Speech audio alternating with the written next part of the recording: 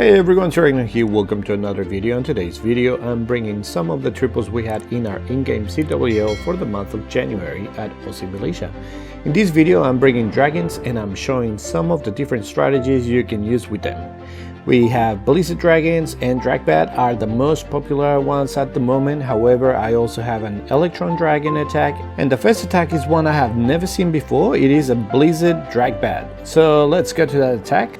So here we have Jack coming in with the Blizzard Drabat. As you can see, he's got 3 invisibility spells and he also has 6 bat spells and 2 freezes. So he uses the rage and the invisibility spells for the Blizzard. That's going to be getting rid of the Tangle, a couple of the expos, also pulls the CC, gets rid of the Lava Hound, and Baby Dragon is there just to get rid of some of the buildings, get rid of the pups, and create that funnel for his dragons. Puts the King and Queen at around 230 and sends all of his dragons in. They're going to be going towards the center of the base. The Queen is going to be able to get rid of some of the defenses on the edge. Also uses a super wall breaker so that the King can go into that 12 o'clock compartment, getting rid of the defending Queen and defending King. The Royal Champion coming in from 1030, getting rid of some more defenses, and he starts with his bats and moving around the base. This was a really nice attack by Jack, and yeah, it's the first time I've seen a Blizzard Drabat, so you can also do it.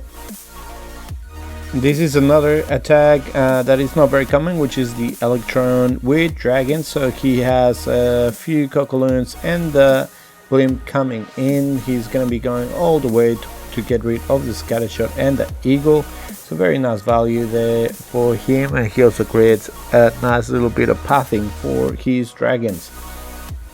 Now let's see what he does. So he's got that minion getting rid of the garbage buildings at 6, and now he sends all of his dragons. They trigger that tornado trap and they will continue going in. The King and Queen are at 130, and the Queen is going to get rid of that Lava Hound. The Tangle goes down. He had the Warden ability used, and now he's got a few of the dragons in the center of the base. Uses the freeze for the Royal Champion and the Air Expo. Uses the King ability, puts the Royal Champ around 1030. It was straight into the enemy King, so he didn't get much value from the Royal Champion, but that's fine. He already had enough value for him, everything else. And he's got a couple of dragons still alive. He's got the Warden full health, and the Queen is still alive with her ability. Uses the ability just for time and gets rid of everything. Very nicely done by Dexter. Now for the common attacks that I usually see with dragons, this one is the Blizzard Dragon from Trento. So he's sending a few Cockaloons and then the Blimp. He puts it into that compartment in between the Tangle and the Scattershot, so he's gonna get rid of the Tangle. Then the Super Wizards decide to run away, so they're not gonna, and they wouldn't have been able to target that Scattershot anyway, since it was around 3 tiles away. However, it did create a bit of the pathing. He uses the Queen and the King at 130 to create the pathing so that the dragons fly into the center of the base. They're going against the Sweeper, but that's okay. He freezes the Sweeper, the Expo, and the Scattershot. That way the dragons can continue going inside. He uses his Royal Champ from 730, going in towards the single, but the dragons managed to get rid of it pretty quickly. Uses an invisibility spell for the Royal Champ just to get rid of the last defense, and this was a nice triple by Trento. So, and the other one is this one, a normal DragBat. Rex is coming in with a couple of E-Drags for funneling, and then he sends his entire army in between the E-Drags. Uses the Blimp for the Tangle. Everyone is moving in, so whenever you're doing DragBat, you pretty much want to get rid of as many splash damage defenses as you can. As you can see, he does have 3 freezes, but you do want to use those freezes on splash damage. So he put all of his bats on top of the scatter, which that stopped that splash damage from killing his bats, and then he only had to use his freezes for that last wizard tower that was at 130. Very nice attack by Jack. We've got another Blizzard attack here from Trento, again with the 4 invisibility spells. So let's see what he does. So he sends a couple of Cockaloons and sends his blimp for that little compartment just next to the Tankle. Tankle goes down. The Super Wizards get rid of the Royal Champ as well, and they create massive hole in that side of the base. Now he can put his E-Drag just to get rid of the garbage on the outside, and he's gonna be able to tank the Super Minion as well. Now there's that Lava Hound, so he's trying to pull it, but he finds a couple of Teslas at 9. So he's got the Archer now at 11:30, that dies as well. So now the Lava Hound just goes to the King and the Queen as the dragons are going inside the base. You definitely don't want to have that Lava Hound in the middle of the base. It will tank the dragons, and then they're gonna get smashed as well. So good that it got pulled by the heroes. And now that the dragons are just moving around the base, King still going around. He still has the Royal Champion. Now he pops in for that 10 o'clock compartment. Both of the ADs go down. The Scattershot goes down. Now there's that Multi-Inferno. He still has a couple of dragons and the Queen with ability.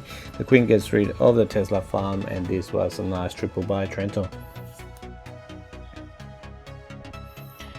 We've got Rex again with the DragBat and putting an E-Drag at 3 o'clock just to create a bit of pathing. So what you can see, it doesn't matter if you're coming with DragBat or with the Blizzard. You just want to create a good pathing for your dragons to go into the center of the base. You don't want them to stay on the outside of the base, you want them to go into the defenses. Then you can use the blimp to go into the tank hole. You can use it to go into a major area of defenses. And with the bats, the difference is that you want to get rid of splash damage as much as you can, otherwise this happens and all your bats die. However, with Rex, he still had around 6 dragons still alive, so it really didn't matter if the bats were alive or not. With the Blizzard, with the blimp, usually I've seen a lot going into the tank hole. Getting rid of the tank hole only goes something else if you get a lot of value from that something else. Here Trento still goes for the tank hole, goes all the way into the compartment. Now big open areas like that can be dangerous sometimes, as they can have a lot of giant bombs. So if you do that, you do run the risk that your Super Wizards will hit the giant bombs, and then you won't get much value from the Super Wizard. But Trento here did get the value that he wanted, got the pathing and got the tank hole, and now he can put his King and Queen on the other side and send his dragons in the middle, going all the way in. That freeze was really good with the Warden statue, the Sweeper and the Scattershot, and they continue going up. Uses the other freeze for the Grand Expo and the defending Royal Champ. His own Royal Champ goes on to the last Scattershot. That goes down. He has a few dragons that are about to die, but they're tanking for the Royal Champion. She can get rid of the last defenses, and he still had a few minions and dragons just clearing the rest of the trash. Very nicely done by Trento there. And again Rex. It seems like Rex and Trento were taking turns with their dragons on DCWL. So now he's coming with the DragBat, so he uses few dragons at 6 to funnel King and Queen at 9 to funnel the other side, and then he sends all of his dragons in, uses the blimp from behind to go all the way to the tank hole. Now that the tank hole is down, they can just continue going in, uses the Royal Champ at 3 o'clock just to get rid of that compartment. That's just going to be pushing dragons to stay in the center and moving up, and he also had his bats going on top of the Scattershot. That's another move that you can do a lot. If there's no splash damage around the Scattershot, just put your bats on top of the Scattershot, and that way the Scattershot cannot hit your bats and you don't have to waste any freezes there. Okay, so we've got Trento here again with the Blizzard, so let's see what he goes for. Again, he goes for the tank hole, puts invisibility spell and the rage down. Second invisibility spell, tank hole goes down, uses another invisibility spell, probably didn't need it. He's gonna let them die, so now he can save that fourth invisibility spell for something else, probably the Royal Champion. And now that he's created a funnel at 12 o'clock, he can send his dragon from 9, creating a bit more funnel, King and Queen from 8. And that way the dragons remain in the center of the base, which is where you want them, and then that way you can just put rages where you need them, You can use the freezes where you need them as well. Usually you freeze a scattershot, or you freeze a multi-inferno or the sweeper, whatever you feel is going to give you the most value from that freeze. He still haven't sent his royal champion. Now he sends her. He still has the freeze and the invisibility spell, so he uses the freeze first for the enemy royal champion, the single inferno, then the invisibility spell so that she goes on spy mode and get rid of the scatter, and then the Grand Expo goes down, and this was a nice triple by Trento as well.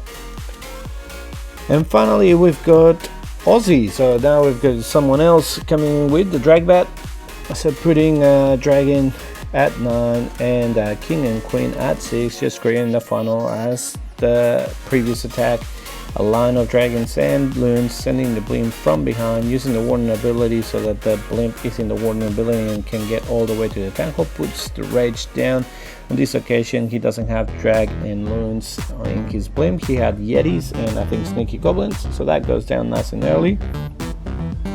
Now some of the dragons are still in the center of the base. Now there's a multi-inferno, a scattershot and a whiz tower, so let's see what he does. He uses the freeze for the whiz tower and the scattershot. He waited for the warden to get rid of the multi-inferno, which was an OP move. Now he still has one more freeze, and there's a whiz tower with the Teslas that he manages to freeze, and this was OP. He was just waiting for that multi-inferno to go down before he sent the bats, otherwise they would have died quickly from the multi-inferno and he couldn't freeze all 3 of them. Well, that's it for me. Hope you enjoyed the video. If you did, click the like button, subscribe to the channel. We're almost at 800 subscribers. Remember, the goal is 1,000, so if you help me get there, we'll start doing some gold passes giveaways. But until then, I'll see you next time. See ya.